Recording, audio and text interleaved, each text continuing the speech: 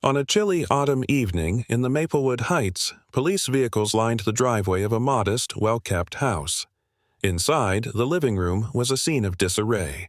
Broken glass glinted in the dim light, a coffee table lay overturned, and blood pooled ominously on the hardwood floor.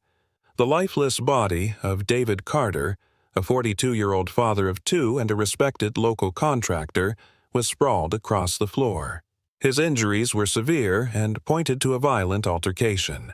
Standing nearby, pale and visibly shaken, was Laura Bennett, the 38-year-old wife of David's neighbor and close friend, holding her hands out in shock.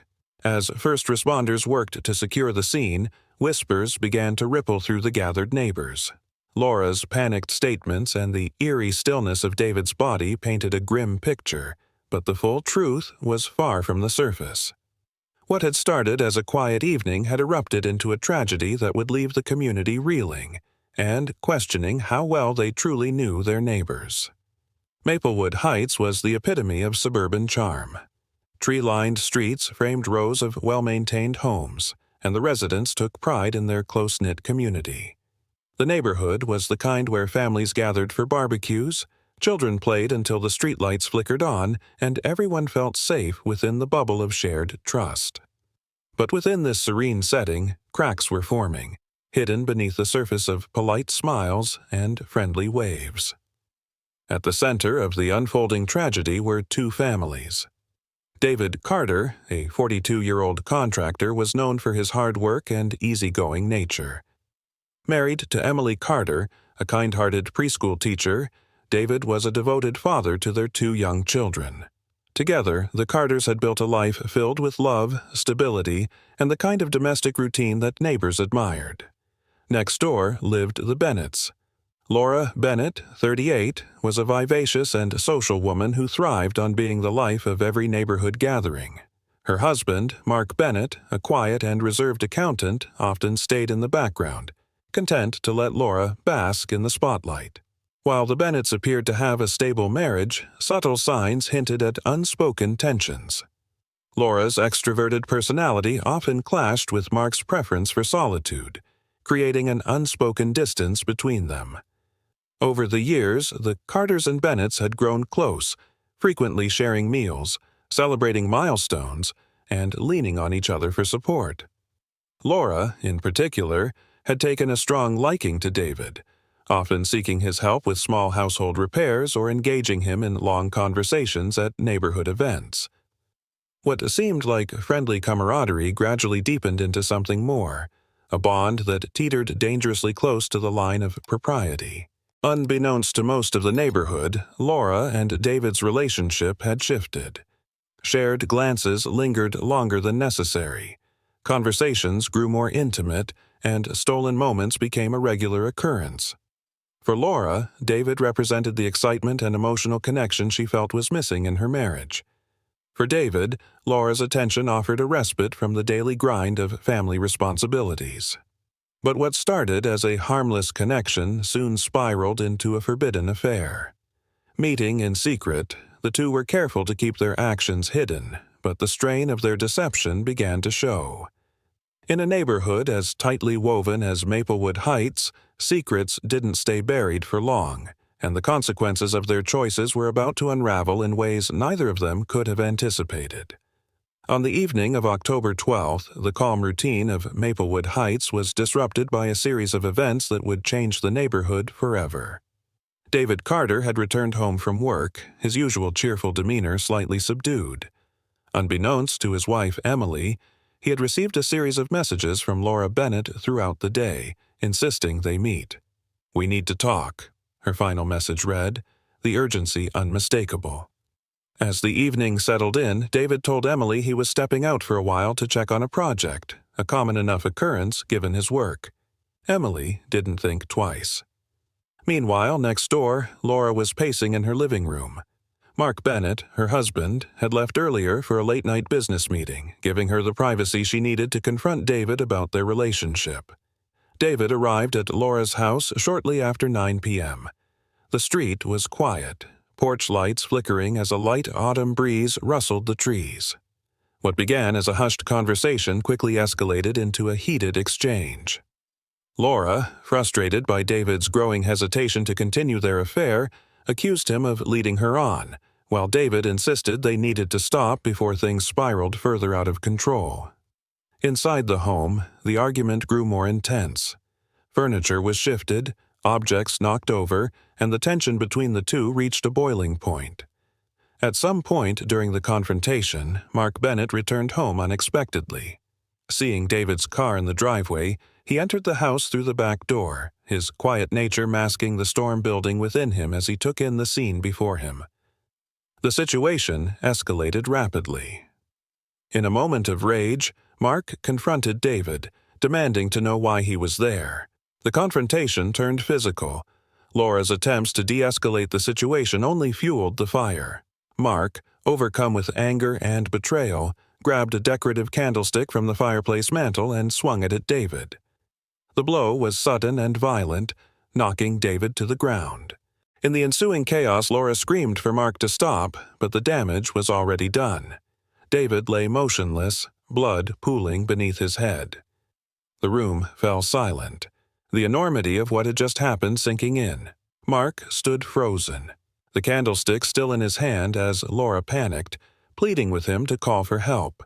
But instead of reaching for his phone, Mark began to clean the scene, his focus shifting to covering up what he had done. Mark instructed Laura to stay quiet as he wiped down surfaces, moved furniture back into place, and tried to stage the scene as a burglary gone wrong. He placed the candlestick back on the mantel and dragged David's body closer to the front door, hoping to suggest an intruder had been interrupted mid-robbery. He even overturned a side table near the entryway to make the scene more convincing. By the time the police were called, ostensibly by Laura, claiming she had returned home to find the scene as it was, valuable time had already been lost. Officers arrived to find Laura visibly shaken, but her account of the events was inconsistent. She claimed to have no idea why David was in her house or what had happened to him. Mark, by contrast, appeared calm, offering little in the way of explanation other than insisting he had been out for the evening. The crime scene presented immediate red flags for the responding officers. The overturned table and disarrayed living room felt contrived, and David's injuries were inconsistent with the scenario of a random burglary. Additionally, subtle signs of cleanup, a faint smear of blood on the mantel, a misplaced rug, indicated that someone had tampered with the scene before their arrival.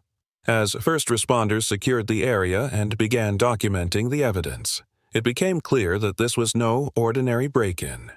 The tangled relationships between the Carters and the Bennetts would soon come under intense scrutiny, exposing secrets that would shock the entire community. The violent confrontation that began as a dispute over a forbidden affair had set the stage for a complex and chilling investigation. Detective Ryan Callahan, a seasoned investigator known for his sharp instincts and methodical approach, arrived at the Bennett residence shortly after midnight.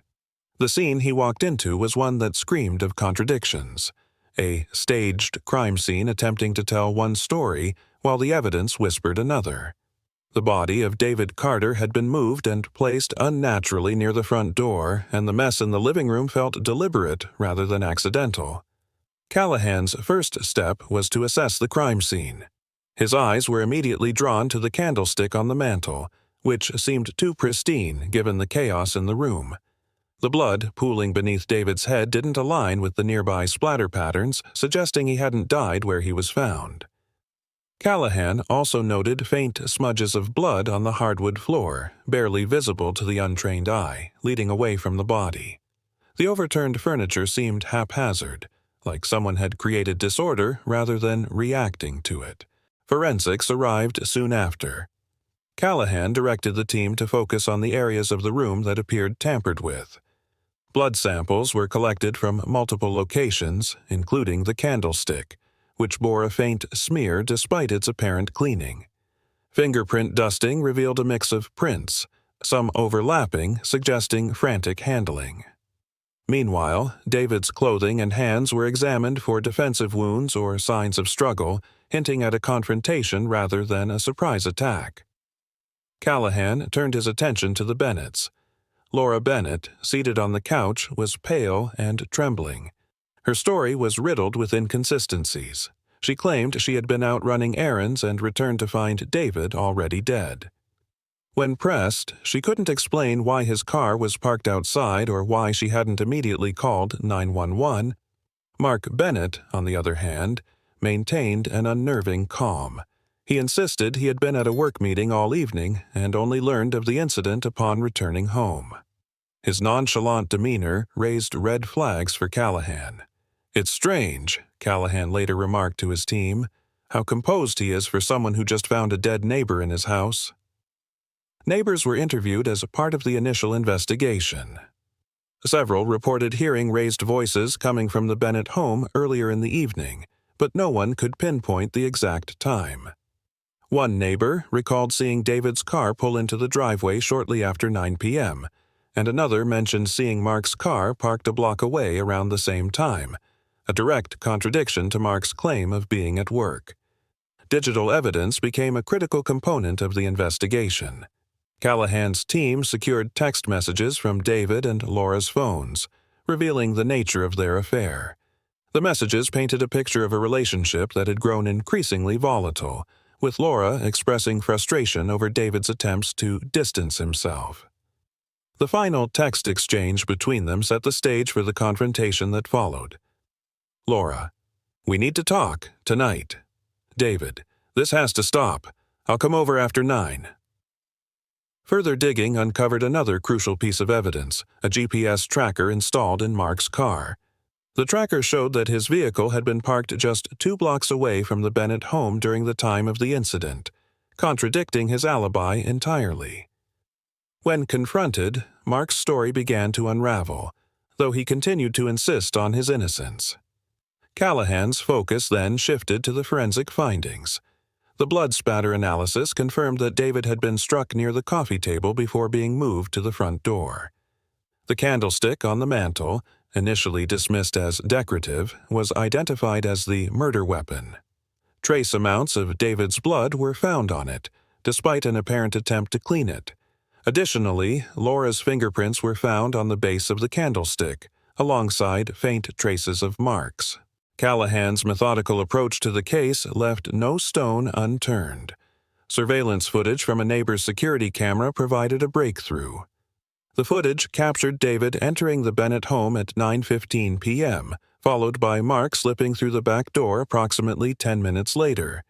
The footage didn't show anyone else leaving until the arrival of the first responders, solidifying the timeline of events. Piece by piece, Callahan assembled the puzzle. The evidence painted a clear picture: a confrontation between Laura and David, Mark's unexpected arrival, and a fatal escalation of tensions. While Laura's role in the events remained unclear, the mounting evidence against Mark couldn't be ignored. His fingerprints on the weapon, the inconsistencies in his alibi, and his presence at the scene all pointed to his direct involvement. As the investigation unfolded, Callahan maintained his focus on facts and evidence, ensuring every detail was accounted for. The tangled relationships and volatile emotions at the heart of the case created a complex web, but Callahan's unwavering dedication to uncovering the truth brought the real story to light. The case that began with a staged crime scene had evolved into a chilling narrative of betrayal, rage, and a deadly confrontation. As Detective Ryan Callahan pieced together the timeline and evidence, a series of shocking revelations emerged, throwing the investigation into uncharted territory. Just when it seemed that Mark Bennett's involvement was the linchpin of the case, the discovery of overlooked details and conflicting accounts shifted the focus and deepened the mystery. The first twist came during a re-examination of Laura Bennett's phone records. Beyond her exchanges with David Carter, there were cryptic messages sent to an unidentified number in the days leading up to the incident. One message read, "It's happening tonight. Make sure you're ready." This raised the possibility of another accomplice, or perhaps a witness who had yet to come forward. When the number was traced, it led to a burner phone purchased at a nearby gas station, making the identity of the recipient even harder to determine. At the same time, Callahan's team uncovered a set of muddy footprints outside the back of the Bennett home that didn't match any of the family members' shoes. The prints led to the woods behind the property and disappeared near a small clearing. A search of the area revealed a discarded pair of gloves and a flashlight, suggesting someone else had been nearby on the night of the crime. Forensic analysis of the gloves found traces of David's blood, raising the chilling possibility that a third party had been directly involved. Further complicating the case was an anonymous tip that came through the department's hotline. The caller, using a voice-modulated device, claimed to have seen someone leaving the Bennett residence shortly after the time of the murder. The tip described a tall figure wearing a dark hoodie and carrying a bag, but no identifying details were provided. The timing of the call and its cryptic nature added another layer of intrigue, leaving Callahan and his team questioning whether the tipster was an eyewitness or an accomplice. The biggest revelation, however, came from Mark Bennett's financial records. A deep dive into his bank accounts revealed significant withdrawals and payments to an unregistered account over the past month. When pressed, Mark admitted to hiring a private investigator to follow Laura, suspecting her of having an affair. Callahan tracked down the investigator, a man named Frank Dyson, who reluctantly provided his findings. Dyson's records revealed surveillance photos of David and Laura meeting at a local motel and exchanging intimate gestures. More damningly, Dyson admitted he had confronted Mark with the evidence 2 weeks before the murder. According to Dyson, Mark had been furious but calm, expressing a desire to deal with this on his own terms. This admission painted a picture of a man pushed to the edge, motivated by a mix of jealousy and betrayal. But the revelations didn't stop there. In reviewing Dyson's full report, Callahan discovered a photo taken just hours before the murder. It showed Laura sitting in her car, speaking to an unidentified man who was not Mark or David. The man's face was partially obscured, but the image provided enough clarity to suggest his involvement in the unfolding events. A closer examination of Laura's digital communications revealed she had reached out to this man repeatedly in the days leading up to the murder. Confronted with these findings, Laura's composed facade began to crack. She admitted that the man in the photo was an old acquaintance, Eric Nolan, someone she had confided in about her struggles with Mark and her complicated feelings for David. She insisted that Eric had nothing to do with the murder, but refused to elaborate on the nature of their conversations that day. Callahan wasn't convinced. Eric's sudden appearance in Laura's life, combined with the burner phone and footprints, made him a person of interest. The unraveling of these details forced Callahan to reconsider the sequence of events. While the evidence still pointed to Mark as the primary aggressor, the presence of a potential accomplice or witness changed the dynamics of the case. Had Eric been involved in planning the confrontation? Was Laura using him as a scapegoat, or was there a deeper conspiracy at play? Each revelation pulled the investigation further into a web of deceit, manipulation, and volatile emotions. What had initially seemed like a straightforward crime of passion now appeared to be part of a larger, more sinister plot. As Callahan pursued every lead, he remained determined to uncover the full truth, knowing that each twist brought him closer to unraveling the deadly affair. As the investigation neared its conclusion, the courtroom became the next battleground for uncovering the truth behind David Carter's tragic death. Mark Bennett stood accused of second-degree murder, but the revelations uncovered during Detective Callahan's meticulous work had introduced new complexities to the case. The trial, held in the county courthouse, was packed with spectators eager to witness the dramatic unraveling of a tale that had gripped the community. The prosecution's case was built on a foundation of damning evidence.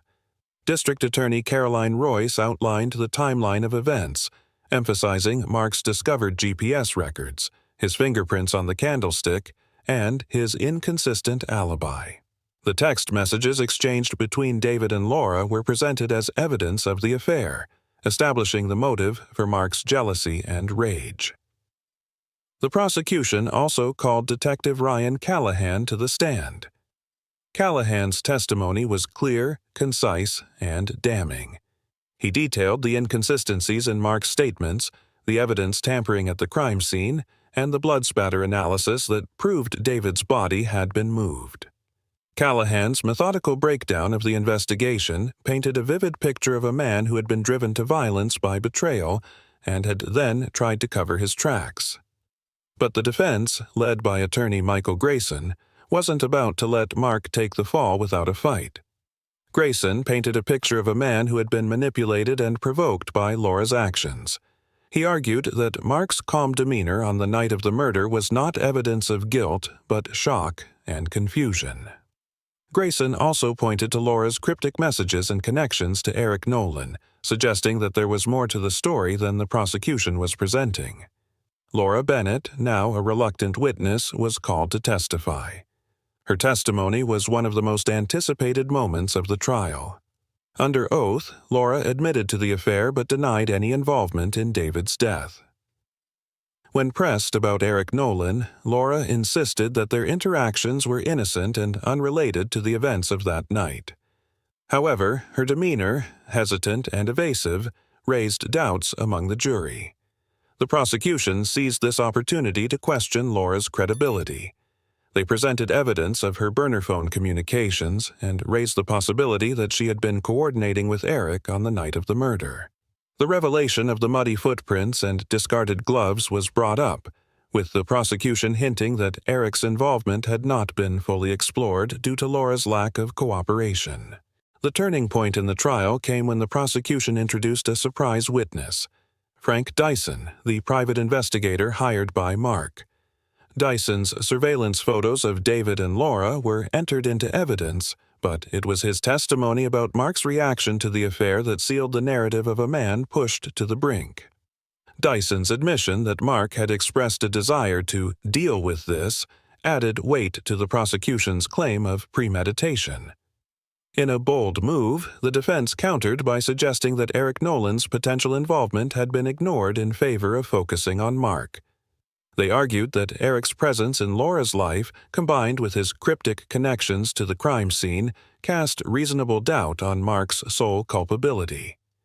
This argument resonated with some jurors, but the evidence against Mark was too substantial to dismiss. After days of testimony and intense cross-examinations, the jury retired to deliberate. When they returned, the verdict was delivered. Mark Bennett was found guilty of second-degree murder. The judge sentenced him to 25 years to life in prison, citing the violent nature of the crime and his attempts to cover it up as aggravating factors. While Mark's conviction provided a sense of justice, the trial left lingering questions about Laura's role and Eric Nolan's true involvement. The court of public opinion remained divided, with some believing that Laura had orchestrated the confrontation, while others speculated that Eric had been the unseen hand guiding the tragedy. For Detective Ryan Callahan, the case was a reminder of the complexities of human relationships and the devastating consequences of betrayal and deceit. The trial may have ended, but the scars left behind by the events of that fateful night would linger for years to come. The courtroom drama had brought closure to one chapter of the story, but the echoes of its impact would continue to ripple through the lives of those involved. The aftermath of the trial brought a mix of resolution and lingering uncertainty for everyone involved. With Mark Bennett convicted of second-degree murder, the legal system had done its part, but the emotional wounds left by the tragedy were far from healed. The ripple effects extended beyond the courtroom, leaving families, friends, and the community grappling with the weight of what had transpired. For the Carter family, the loss of David was a wound that time could never fully mend. Emily Carter, now a single mother, faced the daunting task of raising her children alone while navigating the pain of betrayal and the public scrutiny that followed the trial. Though she had chosen not to attend every day of the proceedings, Emily's strength became a rallying point for those who knew her, as she worked to rebuild a life shattered by infidelity and violence. The Bennett family, too, bore the brunt of the tragedy. Mark's conviction left Laura in an unenviable position. Her life under the microscope as whispers of her role in the events persisted. While she was not formally charged with any crime, the court of public opinion remained unforgiving. Her reputation in Maplewood Heights was irrevocably damaged, and her attempts to move forward were met with skepticism and judgment. One lingering thread of the story was Eric Nolan, whose involvement in the case remained a topic of speculation. Though investigators never found enough evidence to charge him, questions about his role in Laura's life and his proximity to the crime scene left a cloud of suspicion hanging over his head. For the neighborhood, Eric became a ghostly figure, embodying the unanswered questions that still haunted the case. Detective Ryan Callahan, who had meticulously unraveled the tangled web of deceit, reflected on the case as one of the most challenging of his career.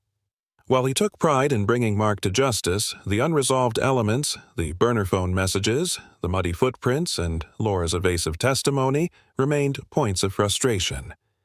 "You never get the full story in cases like this," Callahan remarked in an interview. "There are always shadows that you can't quite illuminate." The community of Maplewood Heights, once a picture of suburban harmony, was left fractured by the events. Neighbors who had once shared backyard barbecues and holiday celebrations now eyed one another with suspicion. The realization that such darkness could exist behind closed doors made everyone question how well they truly knew the people around them. For those following the case, it served as a chilling reminder of how quickly love, betrayal, and unchecked emotions could spiral into tragedy. The story of David Carter's death and the lives it upended became a cautionary tale, echoing beyond Maplewood Heights into a broader conversation about trust, fidelity, and the fragility of human connections. As the credits of this chapter rolled, the final questions lingered in the minds of many. Could this tragedy have been prevented? Who else might bear responsibility, and how often do we ignore the warning signs of trouble brewing beneath the surface of seemingly perfect lives? The story of David Carter, Laura Bennett, and Mark Bennett would live on, not just in court records and media headlines, but in the hearts and minds of those who sought lessons in its sorrowful conclusion. A tragedy born of forbidden love had left an indelible mark, ensuring its legacy as a tale of passion, betrayal, and irreversible consequences.